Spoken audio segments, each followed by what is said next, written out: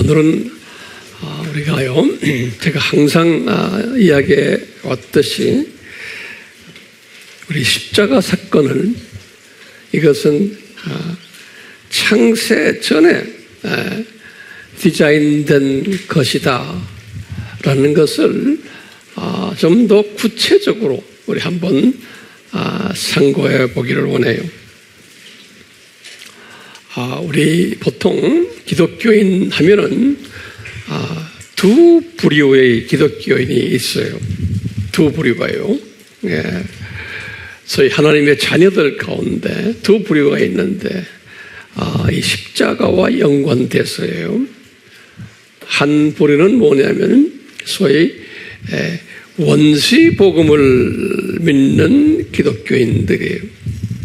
이 원시 복음, 이 원시 복음이란 뭔가? 이것은 우리 창세기 3장 15절에서 말하는 복음이죠. 원시란 것은 첫 복음이다 이런 뜻인데요. 이 원시 복음은 어떤 사상을 가지고 있냐면요, 아담이 잘못했기 때문에, 아담이 죄를 지었기 때문에 예수님이 이 세상에 오시게 됐고 십자가에서 죽으시게 되었다라는 복음이에요. 이것을 우리가 가만히 들여다보면요, 무슨 주의예요? 이게 칼빈주의요, 알메니안주의예요. 이게 노트에 적어서 이건 알메니안주의예요. 네.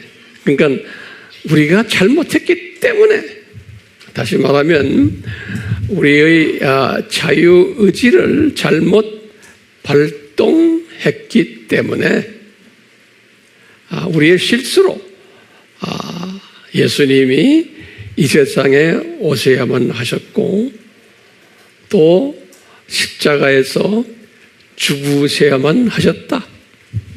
대속자로서 이런 의미예요. 이것은 우리 잘 아는 창세기 3장 15절 말씀 가지고 이렇게 말을 해요. 그런데 이렇게 믿는 분들이 전 세계의 소위 하나님의 자녀들 중에요, 비자녀들은 이야기 안 하고 하나님의 자녀들 중에서 약 한 70~80%가 이렇게 믿고 있어요. 다른 말로 표현하면 인간 책임론이, 우리가 잘못해서 예수님이 오시게 됐다, 이 개념이에요. 그래서 예수님 고맙습니다, 우리를 위해서 피 흘려 주셔서 고맙습니다, 이제 이런 고백도 하고 찬양도 이렇게 부리는 거예요. 그래서 내 죄를 위해서 예수님이 오셨습니다. 우리가 부르는 찬송가들은 대개 그런 내용이죠. 그렇죠? 예. 이런 원시 복음을 믿는 분들이 대부분이라 그랬어요. 대부분. 대부분이면 우리가 퍼센티지 따지면 약 한, 내 생각엔 좀 심하게 70~80%까지도 그렇게 될 것 같아요. 대부분의 기독교인들은. 그리고 우리가 지금 부르는 찬송가들도 다 그런 상황 속에서의 찬송가 작가들이 지은 거예요. 그러니까 우리 잘못 때문에 예수님이 오셔서 죽으시게 됐다, 이런 분이에요. 또 이런 종류의 사람들이 있냐면, 아주 소수지만 어떤 종류의 사람들이 있냐면은 아담의 잘못 때문에 아니다, 이렇게 보는 거예요. 십자가에서 죽으신 이유가 아담 잘못 때문에 아니고 삼위 하나님이 창세전에 이미 디자인하셔가지고 십자가를 예수님이 지실 것을 디자인하셔서 그 디자인에 의해서 예수님이 오시게 됐다, 이렇게 말하는 거예요.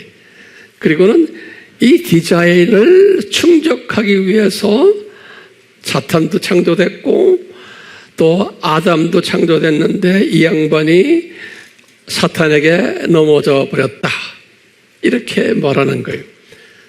그러니까 이런 사람들은 숫자가 많지가 않아요. 그럼 여기 서 있는 황 목사님은 어느 그룹일까요? 이제 두 번째 그룹인 사람이 두 번째 그룹. 자, 그래서 오늘은요, 요 두 번째에 대한 성경적인 여러 가지 가르침을 같이 한번 좀 심도 있게 공부를 해보려고 그래요. 준비됐어요? 네. 성경을 이렇게 보면요, 그 유명한 분들, 특히 베드로 선생님과 또 바울 선생님을 이렇게 쫙 우리 성경에서 보면요, 이 베드로 선생도 이 초창기에는 이분이 이제 예수님 이제 따라다니다가 이제 예수님이 아주 귀한 종이 됐잖아요. 종이 돼가지고 이제 예루살렘 교회를 이분이 이제 개척하고 예루살렘 교회에서 이분이 최고 책임자로 사역을 할 때 이분은 어떤 구원론을 가졌나 이렇게 한번 제가 점검해 봤어요. 다시 말하면 아담 때문에 아담 책임론이에요. 알메니안주의 사상이 이것 때문에 예수님이 오시게 됐나? 안 그러면 창세전에 이미 디자인된 것인가? 라는 측면에서 이 베드로의 설교를 딱 보면은 베드로는 어느 쪽 같아요? 알메니안 쪽 사고방식을 가졌었어요. 초창기에. 예. 그래서 먼저 이분의 설교, 내가 구절을 드릴게요. 처음에 예루살렘 교회를 개척하고는 설교를 아주 유명한 설교를 3번 하셨어요. 첫 번째가 사도행전 2장 14절에서 36절이에요. 두 번째 설교는 사도행전 3장 12절에서 26절이에요. 그리고 이제 세 번째는 사도행전 4장 5절에서 12절이에요. 이 설교를 다 이분이 주후 30년에 하신 거예요. 주후 30년, 이제 예루살렘 교회가 개척된 직후에. 근데 이분의 이 설교를 쭉 들어보면 다 원시 복음에 관한 이야기예요. 예. 그러니까 아담이 잘못해서 타락했기 때문에 예수님이 여자의 후손으로 이 땅에 오셔서 죽으시고 대속자가 되셨다라는 말씀을 했어요. 그러니까 인간 책임론이, 인간 책임론, 다시 말하면 알메니안주의적 설교를 하셨어요. 그러니까 대부분이 이런 설교를 좋아하고 또 그렇게 또 우리 또 믿어야 되고요. 그 바울을 한번 또 들여다봐요. 바울 이분도 언제 개종했어요? 주후 35년에 개종했어요. 이 숫자들 여러분들 잘 알고 계시죠? 35년에 개종해가지고 이분이 개종해가지고 설교를 여러 번 했어요. 그 중에 대표적으로 개종하자마자 설교한 것이 다메섹에서 이분이 사도행전 9장 20절에서 22절이에요. 그러니까 개종하자니까 주 35년이에요. 거기에 설교를 이렇게 보면 다 똑같아요. 원시복음적인 설교를 했어요. 그리고 이분이 1차 선교 여행 때예요. 주후 46년이에요. 사도행전 13장 14절에서 43절에 또 설교를 쭉 하셨는데 이때 이 설교를 들여다봐도 똑같아요. 원시복음적 설교를 했어요. 아담이 잘못했기 때문에 예수님이 오시게 됐고 그래서 예수님이 십자가에서 죽으셨다라는 말씀이에요. 그리고는 이분이 서신을 쓰기 시작했는데요. 이제 편지를 이분의 첫 번째 편지가 갈라디아서예요. 이제 49년. 근데 갈라디아서도 쫙 들여다보면요. 이분이 이 원시복음적 사상을 가졌어요. 아담이 죄를 졌기 때문에 예수님이 오시게 됐다. 이런 개념을 갈라디아에서 저술했어요. 그리고는 이분이 두 번째와 세 번째 서신은 데살로니가 전서와 데살로니가 후서예요. 주후 51년이에요. 이제 이 데살로니가 전서와 후서를 기록하실 때도 주후 51년입니다. 똑같이 원시복음적 내용을 데살로니가 교인들에게 이야기를 했어요. 그러니까 아담의 잘못 때문에 이 예수님이 오셔서 피를 흘리게 됐다. 이렇게 이야기를 했어요. 그런데 이분이 개종을 35년에 했잖아요. 35년에 개종하고는 지금 데살로니가 후서가 51년이니까 꽤 됐죠.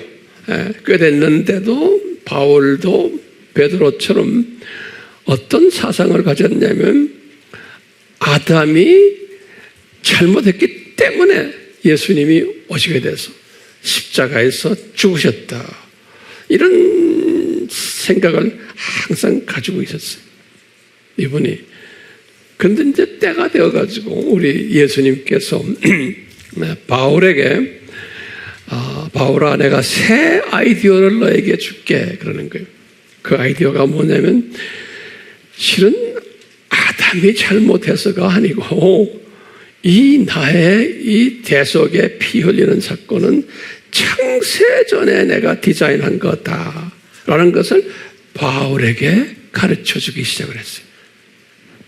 그게 언제냐면 바울이 주후 55년에 고린도 전서를 집필할 때예요. 고린도 전서를. 네. 그래가지고 바울도 깜짝 놀라는 거예요. 바울이 생각도 그렇죠. 예수님, 제가 이때까지 이 원시복음만 이야기했는데 왜 갑자기 저에게 이런 말씀하십니까? 저 체면이 있잖아요. 아마 그랬을 거예요. 예? 그렇지만 이분이 그래서 이 이야기를 다시 말하면 예수님의 십자가 사건은 창세전에 디자인된 건데 이것을 삼위 하나님이 숨겨놓으셨다는 거예요. 숨겨놓으셨다가 이제서야 바울아 너에게 뚜껑을 열어준단다. 이렇게 말씀하시는 거예요.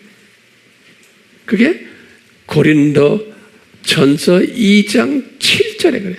고린도 전서 2장 7절에 이때부터 이 십자가 사건을 아주 기가 막힌 말씀을 하는 거예요. 그러면서 거기다 뭐라고 하냐면 바울에게 그랬어요. 바울아, 너도 이거 이해가 안 되지? 그러니까 이것은 미스터리다. 그러는 거예요.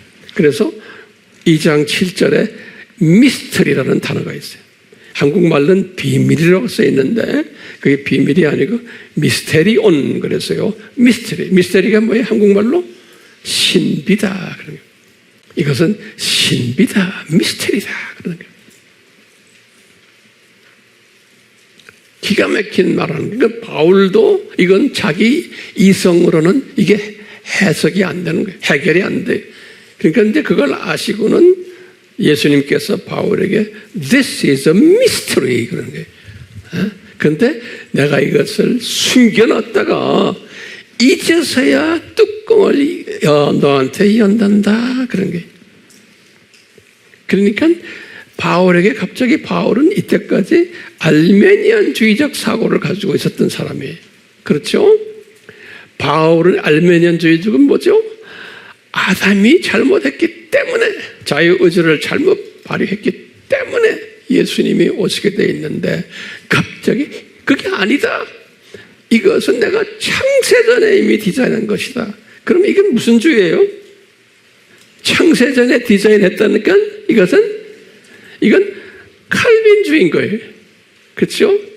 칼빈주의면서 이것을 우리가 우선 칼빈주의라고 알고 계세요. 오케이? 하나님의 주권이 거기에 달려 있어요. 자, 그래가지고 이때부터 바울이 편지를 쓸 때마다 이 사상을 이야기를 해요. 이때부터 바울이 그러면서 고린도 교회에도 바울이 두 사상을 이야기를 해요. 고린도 교인들에게 대부분의 고린도 교인들은 이 미스터리를 소화를 못하니까 바울이 고린도 전서나 후서에 보면 원시복음 이야기를 쫙 해줘요. 그러면서 지금 이것도 하나님의 신비를 또 이야기해 주는 거예요. 그러니까 바울의 편지에 보면 항상 이 두 부분이 섞여 있어요. 왜냐? 이 바울의 편지를 읽는 대상이 두 부류의 사람들이기 때문에 그래요. 그런데 대부분의 사람들은 원시 복음만 이해가 되고 그것만 소화하지 이 신비 쪽은 아무리 들어도 그건 소화가 안 되는 거예요. 그래서 그걸 알면서 바울은 고린도 전후서에도 신비 이야기와 또 이쪽 원시 복음 이야기를 다 두 이야기를 해주세요. 그러다가 이제 그 다음에 쓰신 책이 로마서예요. 이분이 57년에 로마서를 썼어요. 로마서를 쫙 보면요. 로마서는 1장부터 쭉 8장까지를 쫙 들여다보면요. 제가 이제 일본 분들에게 로마서 강의했죠. 요새 그래서 화면에 뜨죠. 예. 여기 보면은 1장에서 8장까지 가만히 보면은 여기에는 뭐가 있냐면 이건 원시복음이 들어있어요. 아담의 타락 때문에 예수님이 오시게 되었다라는 내용 이야기가 로마서의 기본 틀이에요. 네. 그래서 이제 쭉 그런 이야기를 하시다가 로마서를 끝내는 부분이 16장이에요. 로마서를 끝내실 때 마지막 16장은 로마에 파견된 30여 명의 바울의 제자들이에요. 그분들에게 안부를 묻는 이야기인데 이 자기 제자들에게는 이분이 이 신비를 이야기를 하시는 거예요. 제자들에게는 뭐라고 하냐면 여기 지금 그 유명한 16장 25절에서 26절에 제자들에게 아주 기가 막힌 말씀하시는 게 뭐냐면 얘들아 실은 예수님의 이 십자가 사건은 창세 전에 이미 디자인된 거다. 근데 이것을 쭉 숨겨놨단다. 그러다가 이제 와서야 뚜껑을 연단다 그랬어요. 그런데 이것이 신비다 이런 말까지 또 써놨어요. 로마서 16장 25절에서 26절에. 그러니까 우리가 보면요, 대부분의 하나님의 자녀들은 이 신비를 알 필요가 없는 거예요. 왜요? 그냥 아담 때문에 예수님이 오시게 돼서 그래서 우리가 하나님의 자녀가 됐다. 예수님이 죽으심으로 해서 이제 그 정도로만 알고 있다가 다 죽어서 하늘나라에 가는 거예요. 그렇죠? 예. 그런데 그렇지 않은 분들이 필요한 거예요. 예.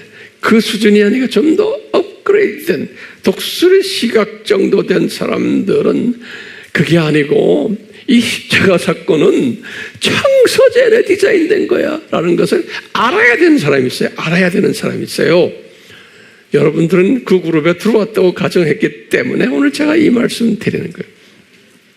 아멘이요? 예. 그렇지 않은 사람들에게 내가 어느 교회에 가서 말씀 전하는데 처음부터 이런 말 하면 알아듣겠어요? 다른 사람들은 못 알아들어요. 자, 예수님이 바울이 이 사상을 가지면서 에베소서를 썼을 때 또 말씀해요. 에베소서는 주후 60에서 62년에 쓴 게 아닙니까? 근데 이분은 로마서를 쓸 때는 제일 마지막에다가 로마서에다 이 말씀했는데 에베소서를 쓸 때는 이분이 아주 첫 시작부터 이런 말이에요. 에베소서 1장 4절에 보면 이 모든 것이 창세전에 예수님의 십자가가 디자인됐다는 거예요. 시작부터. 그리고는 우리 디모데가 이제 마지막 바울의 유서를 이제 받는 것이 디모데 후서죠. 다시 말하면 바울이 순교 1년 전이에요. 67년이에요. 이때 디모데에게 다시 확인시켜주는 거예요. 바울이. 예수님의 십자가 사건은 창세 전에 디자인된 거다라는 것을요. 디모데후서 1장 9절에 뿐만 아니라 베드로도 순교 1년 전에 이 사상을 가지고 있었어요. 베드로 전서 1장 19절에서 20절이 베드로 전서 1장 19절에서 20절에 예수님의 십자가 사건은 창세 전에 디자인된 거라는 거예요. 네. 이렇게 지금 우리가 지금 보면요. 예수님이 귀하게 쓰셨던 베드로도 언제 어느 때까지는 원시 복음만 소화하도록 하신 거예요. 그러다 때가 되니까 그것이 아니다. 창세전이다. 우리 또 바울에게도 똑같이 그러신 거예요. 예. 이렇듯이 오늘날 기독교인들도 두 종류의 기독교인들이 있다는 것을 우리가 알 필요가 있고 소수만 이 창세전 십자가 복음 디자인을 알게끔 되어 있는 거예요. 자, 그러면 이제 하나하나 좀 짚고 넘어가요. 첫 번째 뭐냐면 우리 질문하는 거예요. 왜 창세전에 이것을 디자인하셨나요? 예. 중요한 개념이에요. 왜 삼위 하나님이 창세전에, 이 말은 뭐냐면 사람도 만들지 않았을 때예요. 그리고 아담이 타락하기도 전이에요. 창세전이에요. 창세전에. 이 세상이 만들어지지 않았을 때, 사탄도 없었을 때. 근데 이 창세전에 왜 삼위 하나님이 예수 하나님을 이 세상에 내려보내서 십자가에 지도록 이렇게 디자인하셨나요? 기가 막힌 디자인인데 이건 우리가 이 질문을 풀어내야 돼요. 자, 한번 풀어볼까요? 그러면 첫 번째 조건이 있어요. 첫 번째 조건이 뭐냐면 이 삼위 하나님은 전지하신 하나님이세요. 전지, 그러니까 삼위 하나님의 속성을 우리가 먼저 알아야 돼요. 이 전지하시다는 하나님은 과거, 현재, 미래를 다 아시는 하나님이에요. 거기에 대한 성경 구절을 제가 드릴게요. 하나하나 적었어요. 성경 구절 내가 하나, 둘, 셋, 넷, 다섯, 6개를 드려요. 좀 많이 드려야 돼요. 안 그러면 또 딴소리 하기 때문에. 마태복음 10장 30절, 또 로마서 8장 29절, 또 로마서 11장 33절, 또 히브리서 4장 13절, 또 베드로 전서 1장 2절. 제가 너무 빨라요? 손이 아프죠? 주님을 위해서 손 아파야 돼요. 자, 지금 뭐예요? 우선 삼위 하나님의 속성이에요. 이 분들이 전지하신 분이에요. 자, 그러면 또 질문이 있어요. 그럼 이분들이 무엇을 전지하셨나? 무엇을 전지하셨냐? 자, 그러면 이게 이제 중요한 우리 대답이 여기서 나와요. 무엇을 전지하셨냐? 그러면요, 이 삼위 하나님이 장차예요. 장차 창조하실 하나님의 자녀들이에요. 그냥 사람이 아니고 장차 이제 창조하실 거예요. 지금 창세 전이에요. 이제 장차 창조하실 하나님의 자녀들이, 인간들이에요. 피조물들이에요. 이 피조물들이 가지고 있는 한계가 있고 이들의 한계성과 나약성을 미리 아셨다는 거예요. 창조하기 전에 이미 아셨다는 거예요. 예정된 하나님의 자녀들이 이분들이 가지고 있는 피조물의 한계성과 피조물의 나약한 부분을 아셨다는 거예요. 당연하죠? 아시는 건 당연하잖아요. 아셔야죠. 그렇잖아요? 자, 그러면 또 질문이 있는 거예요. 어떤 한계성과 어떤 나약성을 아셨나? 항상 저는 이렇게 지금 하나하나 논리적으로 지금 짚어가고 있어요. 그래서 우리 교인들은 이 훈련이 지금 잘 돼 있어요, 이제는. 자, 그러면 어떤 한계성과 나약성을 가지고 있나? 그러면 이제 뭐냐면 그 다음에 중요한 개념이에요. 이 삼위 하나님이 장차 이 하나님의 자녀들에게 이제 귀중한 선물을 주게 되어 있어요. 이분들에게 장차 이분들 이제 창조하시면서 귀중한 선물들을 이제 주게 되어 있어요. 이 선물이 뭘까요? 이게 복이에요, 복. 창세기 1장 28절에 복을 줬어요. 그 복을 구체적으로 우리 말하면 육, 혼, 영의 복이에요. 그냥 우리가 복하면 안 돼요. 항상 이 복은 세 부류의 복이 있어요. 육, 혼, 영의 복이에요. 삼위 하나님이 이제 아담에게 또 모든 이제 하나님의 자녀들에게 이것을 줄 터인데, 이 귀중한 선물이에요. 이거 줄 터인데, 그 다음에 그런데 이제 중요한 게 있어요.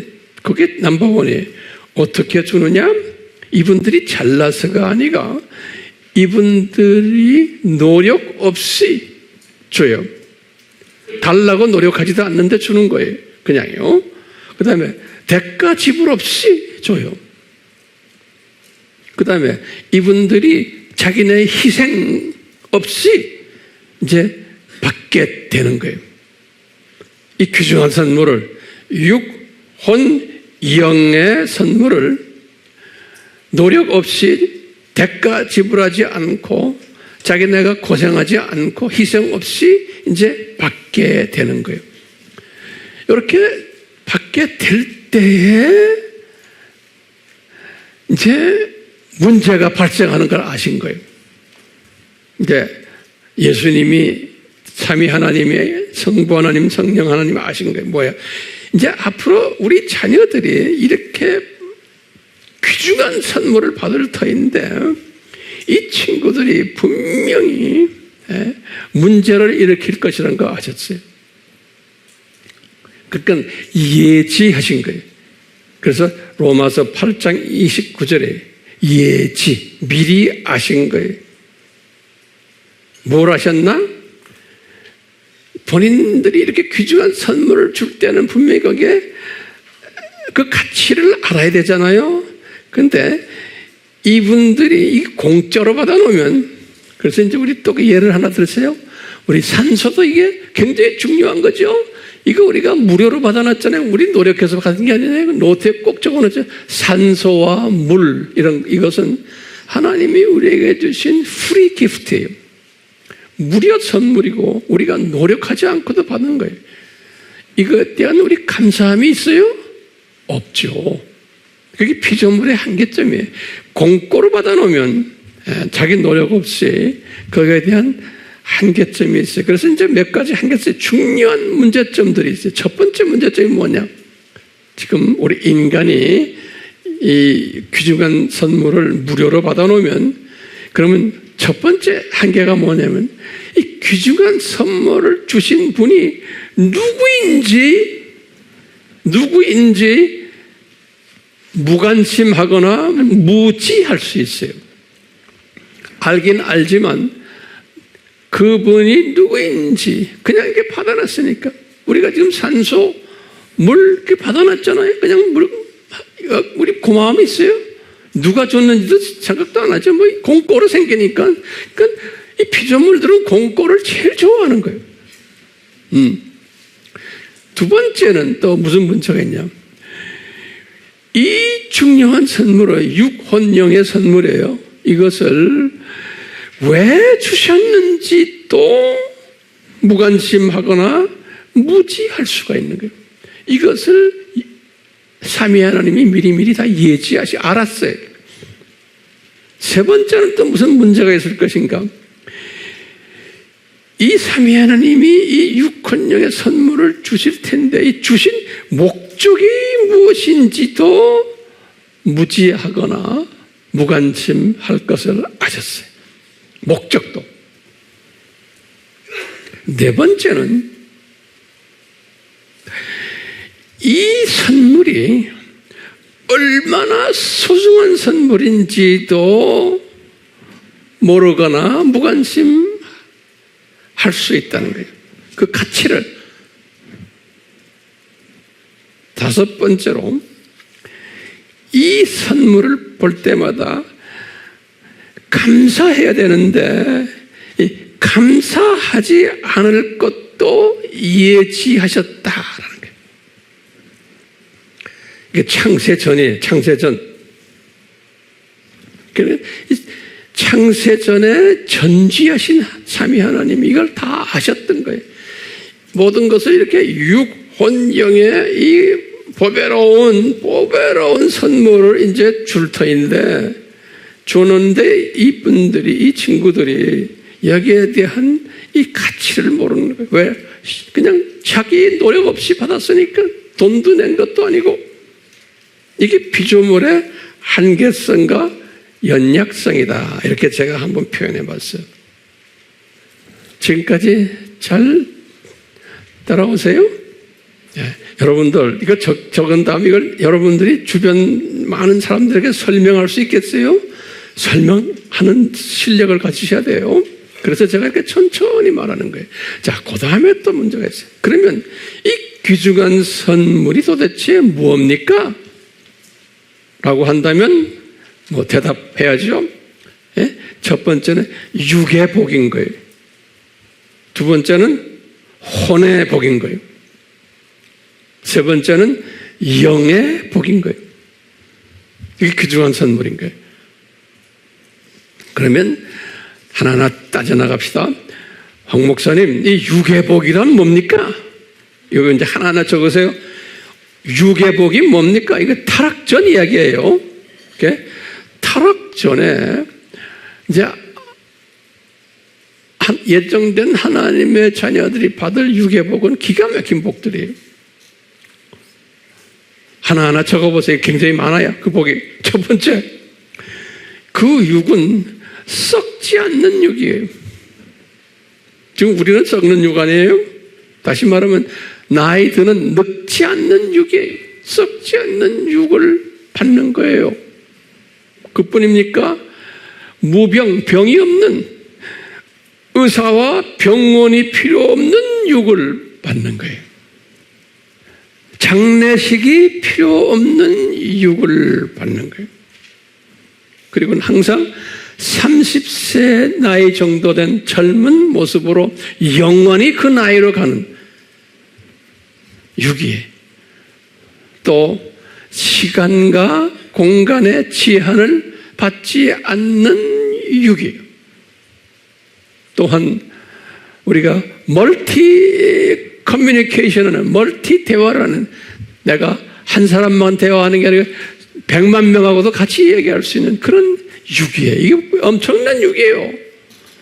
거기다가 우리는 의식주를 고민하지 않는, 걱정 없는 육이에요. 여행도 그냥 내가 생각만 하면 쫙 광속이죠. 빨리 그냥 내 생각만 하면 여기 있다가 그냥 저쪽 금성으로 날아가는 그런 육이에요. 예? 자, 이런 이 엄청난 복이죠. 우리가 지금 육이, 우리가 타락했기 때문에 우리가 지금 이런 육이 된 거예요. 근데 이제 이 육을 항상 우리가 이제 묵상하는 거예요. 이 육은 우리가 이미 예수님 때문에 이 육을 회복받았어요? 안 받았어요? 우리는 예수님 때문에 이 오리지널 육을 회복받은 사람들이에요. 그래서 이제 우리가 이 세상을 끝나면 쫙 저 동네 가서 이 육을 그냥 우리가 가지는 거예요. 예수님 때문에. 자, 혼의 복은 뭘까요? 육의 복은 뭔지 알았죠? 혼의 복은 뭘까요? 혼은 인격 또는 성품 이런 것을 이야기하죠. 첫 번째는 혼의 복은 뭐냐면 하나님, 삼위 하나님의 인격을 닮은 혼이에요. 우리 고린도전서 13장 4절에서 7절까지 사랑장에 이 인격을 타락하기 전 이야기예요. 두 번째는 삼위 하나님의 형상으로 지음받은 혼이에요. 인격이에요. 창세기 1장 26절에서 27절이에요. 또 세 번째는 뭐냐면 이분들에게 리더십을 줘가지고요, 모든 피조물들을 정복하고 다스리는 그러한 혼을 가진, 지도력을 가진 복이에요. 예수님의 파트너 되는 복이에요. 고린도전서 3장 9절에 또 창세기 1장 28절에 이게 혼의 복들인 거예요. 지금 육의 복 아까 봤죠? 혼의 복은 성품도 예수님 닮은 성품이고 또 모든 피조물들을 다스리는 그러한 리더십을 가진 그것이 혼의 복이에요. 이런 복을 우리에게 이제 주시기로 이제 작정하신 거예요. 창세전에. 또 세 번째 복은 영의 복이죠. 영의 복은 뭐냐? 하나님의 자녀가 되는 복이에요. 창세기 2장 7절에 뿐만 아니라 하나님의 씨를 받은 복이 요한 1서 3장 9절에 자, 지금 이게 창세전입니다. 창세전에 삼위 하나님이 전지하신 삼위 하나님이 이제 이 사랑하는 자기의 자녀들에게 이 세 가지의 복을 줄 터인데 예지하신 거예요. 이 복을 가볍게 여길 것을 아신 거예요. 어떻게 아셨어요? 이분이 전지하신 하나님이기 때문에 미리 아신 거예요. 왜? 피조물들은 모든 것을 무료로 대가 없이 받아놓으면 피조물들은 그렇게 될 수밖에 없는 거예요. 지가 노력해서 받은 게 아니기 때문에. 자, 그렇다면 내가 이런 생각이 그렇다면 예수님 이 문제가 있다면은요, 제 말 잘 들으세요. 이제 예수님 이 세 가지 복을 주실 때 좀 돈 좀 바꿔 주시면 되잖아요. 그런 게. 그놈들 보고 돈 좀 내라. 안 그러면 뭐 노력을 좀 해라. 일을 시켜놓은 다음에 네가 했기 때문에 내가 세 가지 복 줄 거마. 이렇게 하시면 되잖아요. 고생 좀 시킨 다음에. 이렇게 질문할 수 있어요, 없어요? 그 질문도 노트에 적으셔야 돼요. 이 질문 굉장히 중요한 질문이에요. 귀중하게 생각하도록 만들면 되지 않습니까? 그러려면 일 좀 시키시고 돈도 많이 내게 하시고 땀을 많이 흘리게 한 다음에 이 세 가지 복을 주시면 되지 않습니까? 라고 이제 우리가 질문을 던질 수 있죠. 그러면 어떤 대답을 해야 돼요? 제가 다 깨달은 것들이에요. 그러면 저에게 이제 깨달음이 오는 게 뭐냐면, 황 목사야, 이 세 가지 복이 얼마나 비싼 복인데 그놈들이 조금 땀 좀 흘렸다고 돈 좀 얼마 냈다고 내가 줄 거냐? 아이, 이건 너무 비싸기 때문에 인간들이 지불할 능력이 없다. 너무 비싼 선물이기 때문에 인간이 지 아무리 별짓 다 해도 이거 가질 수 없다는 거예요. 그렇기 때문에 내가 이런 문제가 있는 걸 알면서도 대가 없이 줘야만 된다는 게 너무 비싸기 때문에 노력 없이 줘야만 된다는 거예요. 다른 방법이 없다는 거예요. 다른 방법이 없다는 거예요. 그렇기 때문에 이게 우리 삼위 하나님의 딜레마인 거예요. 그러니 이 피조물들은 대가 없이 줘내면 분명히 이런 문제들을 만들 텐데 이것을 어떻게 문제를 해결할까요? 그렇죠? 자, 이제 우리 해결 방법을 한번 찾아보는 이분들이 어떻게 이것을 해결하려고 그럴까? 그 삼위 하나님이 이 문제를 해결하는 방법까지도 다 디자인하신 거예요. 삼위 하나님이 어떻게 디자인하셨냐? 삼위 하나님이 이렇게 이야기해요. 우리가 이 친구들에게 제일 먼저 복을 주자. 오케이? 그래서 이 세 가지 복을 주는 거예요. 그래서 받았잖아요. 복을 준 다음에 이 복을 빼앗아 가자. 그런 거예요. 이 복이 빼앗아 가자는 건 뭡니까? 저주를 내리자 하는 거예요. 복의 반대말이 저주예요. 그래서 육의 저주가 나타나서 이 세상으로 떨어진 거예요. 혼의 저주가 나타나면 어떻게 돼요? 사탄의 상품이 되는 거예요. 그 다음에 영의 저주가 되면 뭐예요? 사탄의 뭐예요? 자녀가 되는 거예요. 이렇게 해서 저주를 내려버리자 이놈들에게. 그래서 고생을 직선하게 시키자. 그래서 지금 이 육의 저주, 시간 속으로 떨어지고 나이가 늙고 의사와 병원이 필요하고 장례식이 필요하고 이런 우리가 지금 이런 저주 속에 지금 살고 있는 거예요.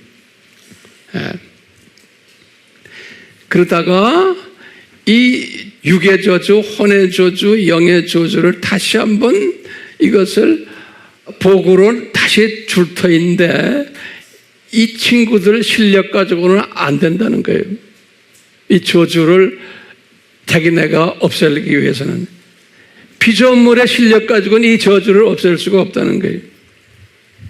그러니까 창세전 서로 이제 삼위 하나님이 대화하는 거예요. 그러니까 우리가 이놈들의 저주를 우리가 뒤집어 써야지 이놈들 지네 실력으로는 안 된다는 거예요. 그러니까 이제 누구 갈래? 그러니까 예수님이 제가 가겠습니다. 아마 그랬을 거예요. 그러니까 예수님이 행동하시는 하나님이시기 때문에 그렇기 때문에 이제 예수님 보고 당신 내려가시오. 그래서 시간 속으로 들어가시오. 그래가지고 이 저주를 떠맡으시오. 이렇게 하신 거예요. 그래서 예수님이 이 십자가에서 저주를 떠맡으신 거예요. 그러니까 이 복, 저주, 복 프로그램은 누가 진두지휘를 해요? 예수님인 거예요. 예수님이 그래서 이제 우리가 지금 이야기 이 7000년 이 세상은 지금 이 저주받은 이 세상이죠. 그래서 이제 예수님이 이제 삼위 하나님이 디자인하기를 이 세상을 이 시간적 저주를 7000년을 잡은 거예요. 그래서 이 7000년 잡아서 그러니까 이것을 창조 목적 학교라 그러는 거예요. 그래서 이 나의 자녀들에게 이 저주 속에 있을 때 이 창조 목적이 얼마나 절대적이고 이 창조 목적이 얼마나 중요한 것을 가르치는 학교를 우리가 오픈하자. 이 저주 속에 집어넣어가지고 그래서 이제 7000년 이 창조 목적 학교가 된 거예요. 그래서 지금 우리가 있는 거예요. 그럴 때 이제 우리 예수님이 이 저주를 떠맡는 분으로 나타나시는 거 우리 알지요? 자, 이제 제가 결론 내리겠어요. 이제 오늘은 요 결론 하나만 가지고 우리가 이제 정리하고 그다음에 내가 또 다음 주에 또 계속할 거예요.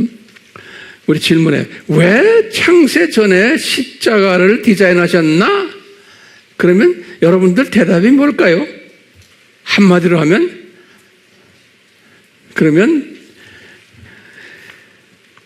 이 세상 7,000년을 창조 목적 학교로 만들기 위해서구나.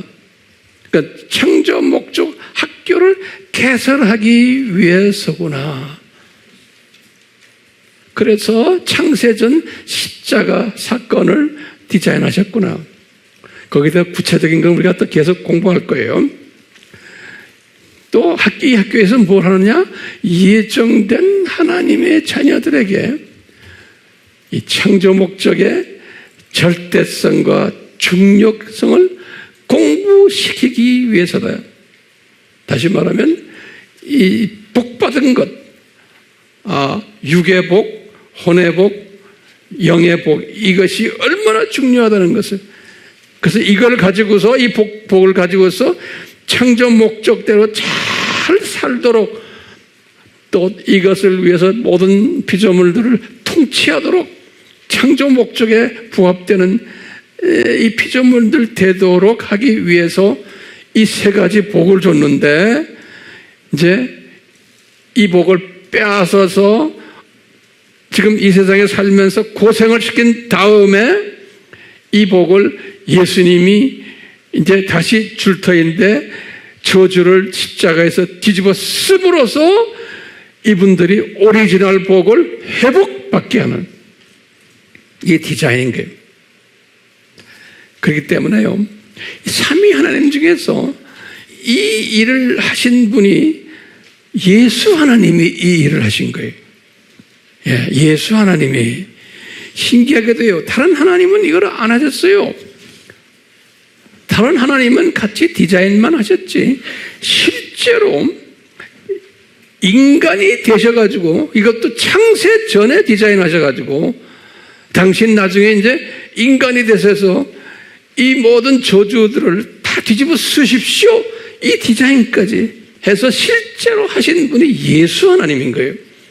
그렇기 때문에요, 피조물들이 우리 이제 하늘에 올라가면은 우리 성경에 보면 계시록 4장과 계시록 5장에도 보면요, 피조물들이 지금 천국에 올라간 분들이 그냥 예수님께 어린 양 예수님이요 고맙습니다. 영광 받으세요. 예수님 최고입니다. 이거 계속 하는 모습을 요한이 본 거예요. 예수님한테만. 그러면 성부님에게는 왜 안 합니까? 성령님에게는 왜 안 합니까? 왜 예수님한테 하십니까? 왜냐면 전부 예수님한테만 해요. 우리도 올라가세요. 예수님 고마워요 한다고요. 왜요? 이분이 실제로 사람이 돼가지고 저주를 뒤집어 쓰신 분, 그 저주 때문에 지금 내가 천국에 올라가게 되는 거예요. 그러니까 예수님께 고맙게 생각하는 거예요. 그래서 예수님을 우리 주님 하는 거예요. 그럼 예수님이 이렇게 영광을 받으시면은 성부와 성령님은 따라서 영광 받으신다는 거예요. 그러니까 우리의 대상되는 하나님은 예수 하나님이에요. 예수 하나님. 예. 자, 제가 이 이야기를 왜 하냐면요, 우리가 지난 시간에 이 성만찬 이야기를 했어요. 우리가 이제 성만찬을 예수님이 이제 하라고 그럴 때 우리 지난번에 공부했죠. 이 성만찬의 내용이 뭡니까? 성만찬이 이 예수님이 이런 일을 하셨다라고 하는 것을 우리가 기억하기 위해서 성만찬하는 거예요. 그렇죠? 그러면서 바울이 그랬죠. 기억만 하지 말고 이것을 만방에 외쳐라. 그것이 성만찬이라는 거예요. 지금 우리가요, 이 성만찬은 매일 해야 되는데 우리는 매일 이 사건 사건을 우리가 기억하고 이것을 외치는 일을 해야 되는 거예요. 그런 의미에서 우리는 매일매일 이 성만찬을 해야 되는 거예요. 매일매일. 제가 다시 한번 말해요. 결론 중에 결론이에요. 왜 창세전에 십자가를 디자인하셨나? 다른 말로 표현하면 왜 원시복음은 아닌가? 그런데 대부분의 피조물들은 원시복음에서 안주하다가 하늘나라에 가게 돼 있어요. 이 말은 뭐냐? 아담이 죄를 졌기 때문에 예수님이 오셔서 십자가에서 저주받으셨다. 여기에요. 이 정도만 해도 돼요. 그런데 좀 더 큰 독수리 시각을 가진 분들은 뭘 해야 돼요? 창세전에 바울도 베드로도 뒤늦게 이 창세전 이 소식을 받았거든요. 이분들도 초창기부터 아니에요. 그때 우리도 창세전에 이것을 디자인했구나 할 때는 우리가 뭐가 보이냐면 창세전에 이분들이 이미 이 세상 7,000년을 창조 목적 학교를 만들려고 이 저주 속으로 집어넣어가지고 그러면서 예수님이 오셔서 그 저주를 복으로 만드는 일을 이 7,000년 이때 하시겠구나 라는 것을 디자인하신 것을 큰 그림을 보는 사람이 이 창세전 십자가 사건을 보는 사람이고 다른 말로 말하면 독수리 시각자예요. 근데 이것을 깨달으면 우리가 이 세상을 이렇게 보면요. 이 세상을 보면요. 이 독수리 시각을 가진 사람은 이 세상을 어떻게 봐요? 이 세상을 보면 우리는 잠깐 창조 목적의 절대성과 이 중요성을 교육받으러 온 나그네들이구나. 이걸 아는 거예요. 나는 학생이구나. 잠깐 이곳에 머물렀다가 나는 가는 존재구나. 이 훈련 받고 우리가 이것을 깨달는 거예요. 그렇기 때문에 나는 천국 시민이야. 왜? 예수님이 이미 다 나를 영적으로 회복시켜준 거예요. 이분이 저주를 다 받으셨기 때문에 천국 시민으로 잠깐 이 세상에 나는 살고 있지만 나는 학생이구나. 잠깐 있다가 가는 나그네구나. 그러면서 뭐 해야 돼요? 내가 이 성경적 성만찬을 열심히 먹어야겠구나. 외쳐야 되겠구나. 이 예수님의 이 보혈 사건을. 근데 이제 이걸 보지를 못하는 사람은 다시 말하면요. 원시 복음 수준에 있는 분들은 우리가 이 시각차예요. 어떤 사람은 두더지 시각, 어떤 사람은 고작해야 병아리 시각, 더하면 참새 시각이에요. 이분들은 뭐냐면 같은 하나님의 자녀들인데 이 시각이 이 세상에만 가 있는 거예요. 이 큰 그림을 보지를 못하는 거예요. 그러니까 자기가 살고 있는 이 세상만 보니까 이 세상을 고향으로 생각하는 거예요. 죽을 때 가까이 되면 천국 생각나지만 여기 사는 동안은 이 세상의 땅만 보기 때문에 땅 본다는 게 뭐예요?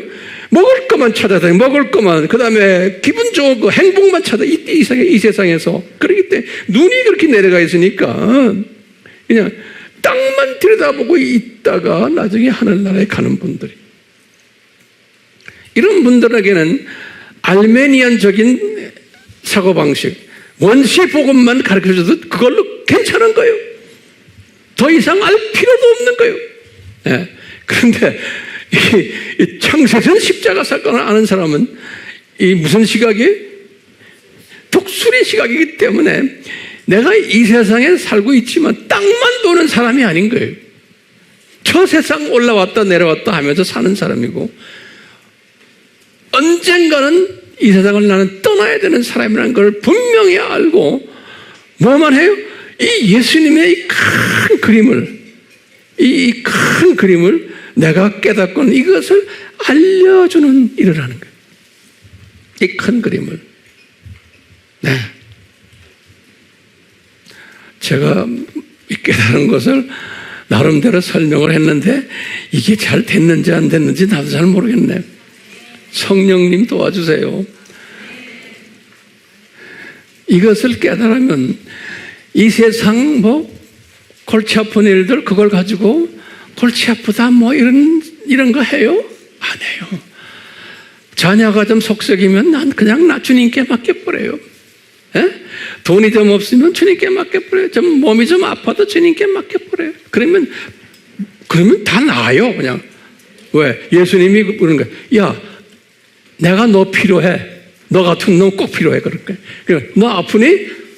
놔줄게. 너 뭐 필요하니? 말도 안 해도 해보야 돼. 영어로 I need you. 예수님, I need you. 내가 너 필요해. 그런 사람, 예수님이 필요한 사람이 되면은, 예? 이것저것 따질 거 있어요? 예수님이, 너 같은 놈 꼭 필요해. 그러는 거예요. 그러니까 예수님이 필요한 사람이 되려면 무슨 그림을 가지고 있어야 돼요? 이 큰 그림을 갖고 있어야 돼요. 네, 큰 그림을. 그래서 저도 그래요. 예수님, 제가 예수님이 정말 필요한 사람이 되게끔 저를 주님이 은혜 주세요. 그러면 나이도 거꾸로 먹게 하고 모든 것 다 세상 사람들이 볼 때 다 거꾸로. 세상 사람들의 공식으로는 거꾸로예요. 왜? 예수님이 황 목사, I need you. 당신 내가 필요해. 그러면 알았어요. 그러면 끝나는 거예요. 네. 그러려면 어떻게 돼? 이 큰 그림을 봐야 돼요. 네. 큰 그림을. 우리 잠깐 여기 지금 내려온 그 나그네들이구나. 학생들이구나. 이게 내 고향 아니구나. 이걸 아셔야 돼. 이거 큰 그림을 본 사람은 누가 뭐라 진짜 그래 다 안아줄 수 있어요. 네. 누가 뭐라 떠들고 그래 이렇게 안아줄 수 있어요. 왜요? 왜 안아줘요? 항상 입만 열면 불평하고 남을 씹기나 하고 이런 사람들은 왜 이 그림을 보지를 못해 그래? 왜? 땅만 보고 있기 때문에 땅만 보고 있기 때문에. 그러니까 모든 게 다 내 마음에 안 들고 다 그런 거예요. 그런 거요. 그러니까 눈을 확 떠버리면 이 시각을 딱 가지면은 모든 삶의 방법과 방향이 달라져 버려요. 네. 나이 들면서 더 젊게 되고 더 건강해지고 그리고 더 주님이 그냥 신비로운 것 자꾸 집어넣어 주시고 그러는 거예요. 그러니까 우리 팀들 모두가 다 그런 사람 돼야 돼요. 그러니까 주님 오실 때까지 여러분들 살고 있어야 돼. 죽으면 안 돼. 더 건강해야 돼. 그렇죠? 왜?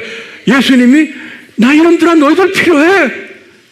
예수님이 그런 말씀 하도록 지금 우리가 지금 이 훈련 받는 거 아니에요. 이놈들아 내가 너 필요해.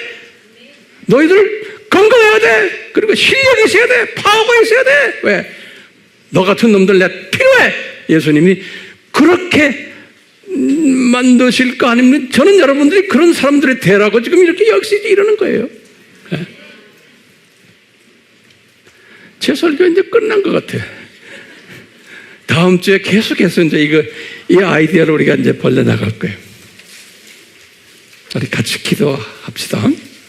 우리 예수님, 우리가 피조물이기 때문에 우리의 생각이 짧고 우리가 땅만 쳐다보고 사는 그러한 피조물인 건 분명합니다.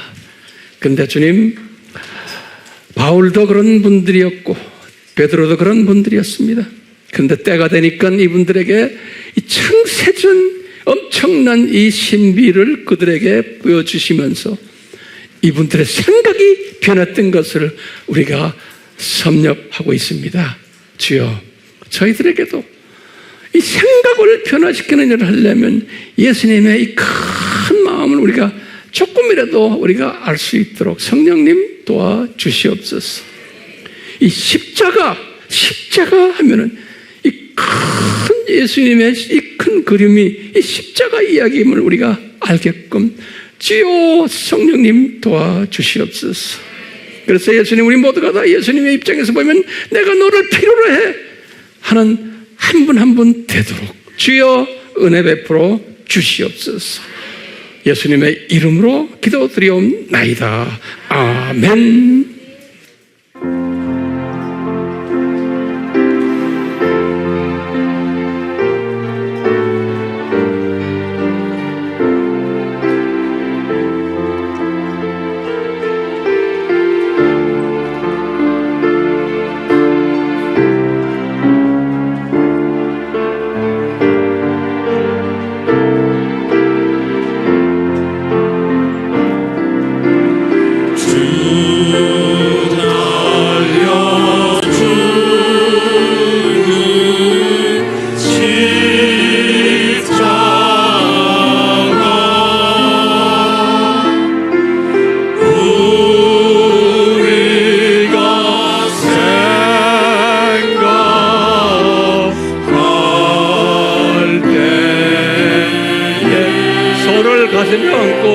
손을 가슴에 얹고 세상에 속한 욕심은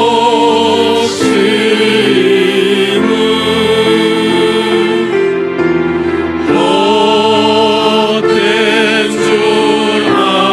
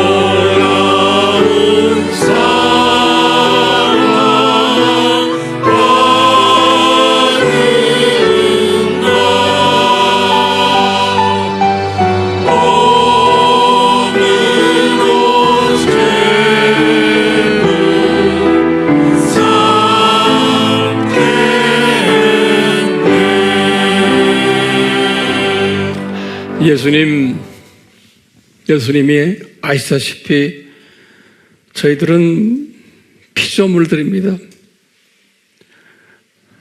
눈이 이 땅에만 가 있는 연약한 피조물들입니다.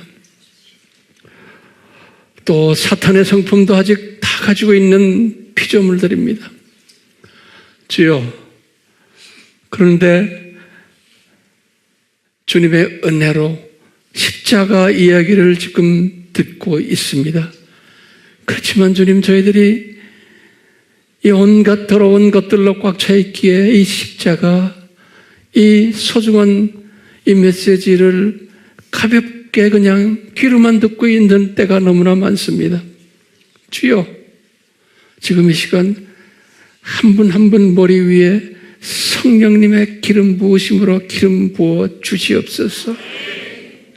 내 속에 들어있는 모든 이 더러운 성품들, 이 쓴뿌리들 주님 제거시켜 주시고, 내 생각만 하고 내 이익만 따지고 내 감정만 따지고 예수님의 마음은 조금도 없는 이 존재들 불쌍히 여겨 주시옵소서. 주여, 저희들이 아무리 예수님의 십자가 보혈 이야기를 아무리 해도 지나간 하나의 스토리로만 들리고 있습니다.